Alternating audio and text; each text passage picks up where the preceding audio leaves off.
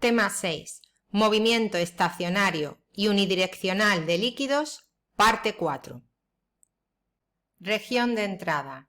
Si la entrada está bien diseñada, la velocidad justo en la sección de entrada del conducto es prácticamente uniforme, excepto en una capa muy delgada junto a la pared del conducto.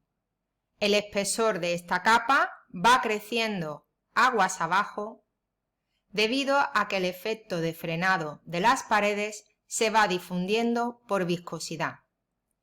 Mientras que el espesor de esa capa no alcance el eje del conducto, existirá un núcleo no viscoso donde la velocidad es uniforme. La constancia del caudal en cada sección y el hecho de que la capa viscosa crezca aguas abajo son responsables de que el líquido del núcleo viscoso se acelere y la presión disminuya. Como consecuencia, la inercia del líquido disminuye y el perfil de velocidades se aproxima asintóticamente a uno de Hagen-Poiseuille. Para estimar la longitud de la región de entrada, tenemos que tener en cuenta que en dicha región de entrada los términos de aceleración convectiva son tan importantes como los viscosos. Esto implica que ρv escalarmente por el gradiente de v ha de ser del orden de mu laplaciana de v. Rho es del orden de ρ, v es del orden de una velocidad característica u y el gradiente de v será u entre una longitud característica del término convectivo, que es precisamente la longitud de entrada. Mu es del orden de mu y la laplaciana de v será u entre una longitud característica del término viscoso al cuadrado, es decir, el diámetro al cuadrado. La velocidad se me va con la velocidad y de aquí obtengo que la longitud de entrada entre el diámetro es del orden de ρ u d entre mu, es decir, del número de Reynolds basado en el diámetro. Capa límite.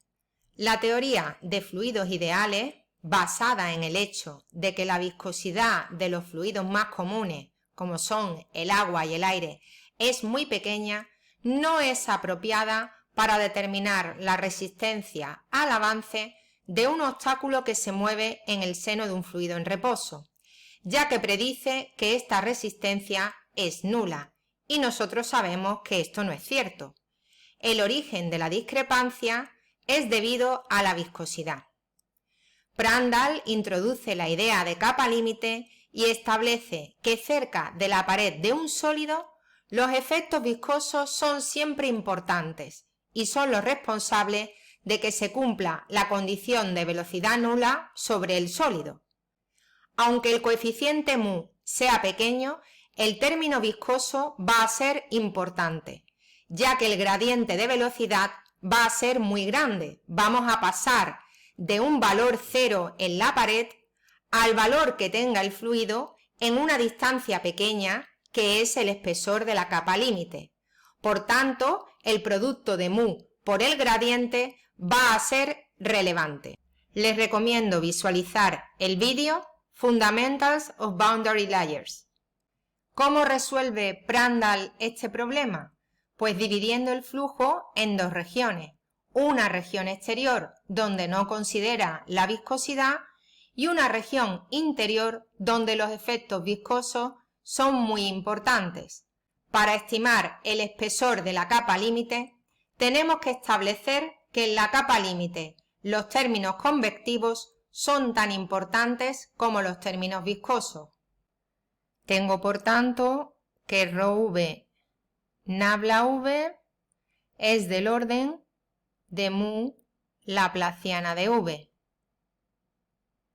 Ρ es del orden de ρ, v es del orden de una velocidad característica u, gradiente de v será del orden de u entre una longitud característica del término convectivo, L, mu es del orden de mu y la laplaciana de v será del orden de u entre una longitud característica del término viscoso al cuadrado, es decir, delta al cuadrado.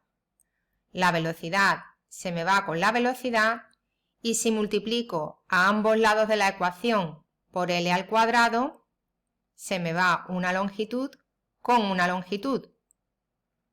Obtengo, por tanto, que delta entre L al cuadrado es del orden de rho u L partido por mu, o lo que es lo mismo, que delta partido por L es del orden del número de Reynolds basado en la longitud elevado a -1/2.